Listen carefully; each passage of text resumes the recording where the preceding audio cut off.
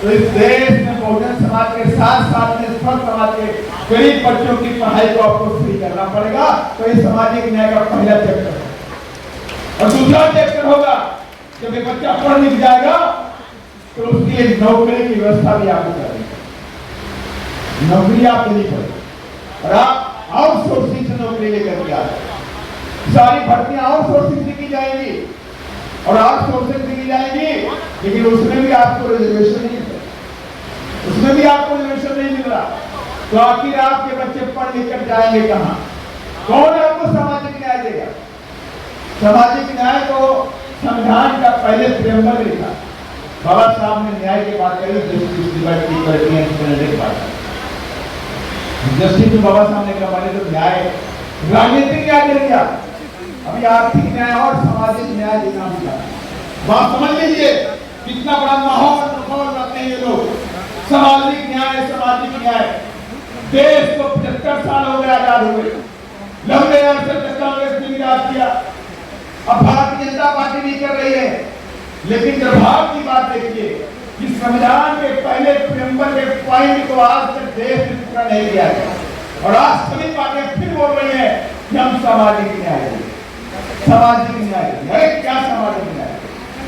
अगर तुम्हें कुछ सीखना है तो उत्तर प्रदेश की सरकार में 2007 से 12 के बारे में देखिए, उन्हें अध्ययन करिए, जाकर के अध्ययन करो कि किस तरह से अपनी बहन जब मुख्यमंत्री थी 2007 से 12 के बीच में इस देश में उत्तर प्रदेश के बहुजन समाज के लोगों को सामाजिक न्याय देने का काम मैंने किया, पूरी तरह से सामाजिक न्याय।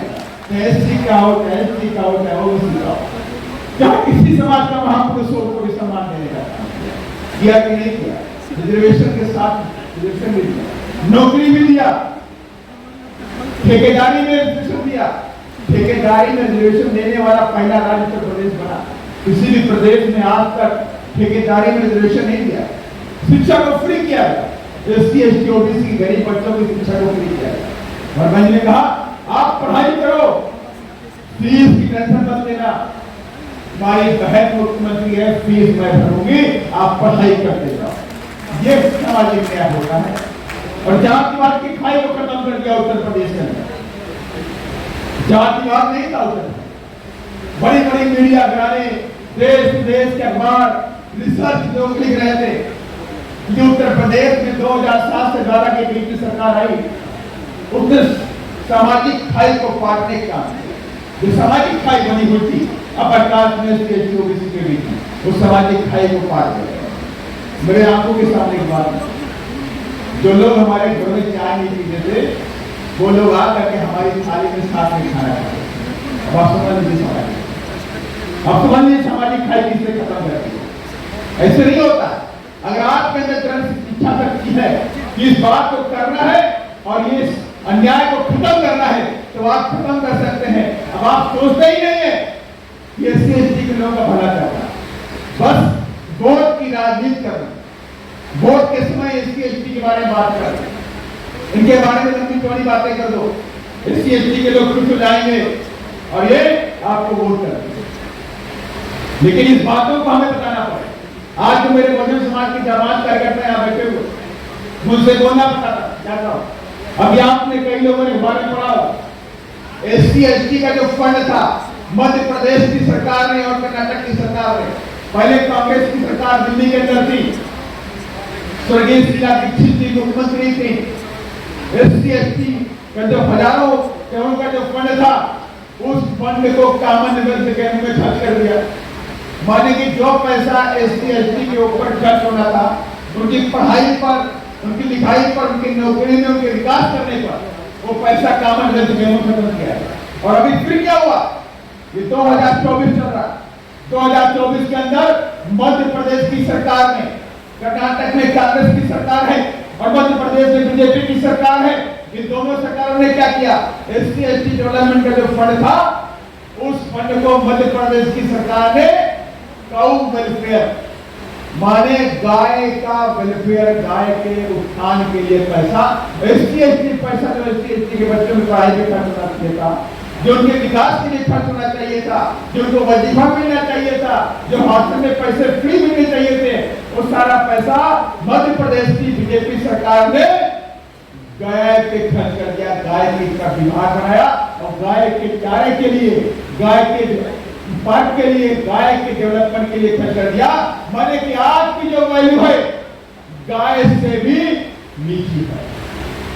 इतनी गंभीर बात नहीं, आपकी जो वैल्यू है वो जानवरों से भी नीची आज ये लोग मानते हैं।